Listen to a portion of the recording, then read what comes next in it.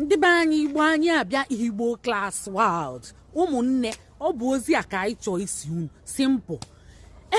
Anyị nwetara n'akụkọ na ọtụtụ ndị na-akọndem Davido si na omere ọfụma ojere na ala Igbo gba nkwụ. Nwanne m sharap de ihe njisi gị sharap bụ na be gị adịrọ mma ị na-achọbe mmadụ ị ga-agasa ịghọtago ihe anyị na-ekwu bụ ọ bụrụ na nwa gị anara asụ Igbo ị kwesịrị ikwu okwu maka ọ bụ gị bụ onye isi ngasa na-emebi omenala Igbo.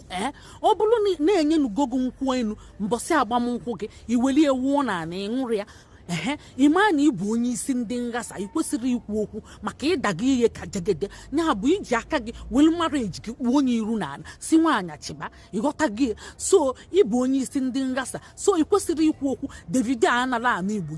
je nụọ nwaanyị ịghọtago andị ọzọkwa dịkwa ka ibie ọ bụrụ na nwa gị amala asụ Igbo chaa chaa ịbụ onye isi ndị ngasa andị ịbụ onye isi ndị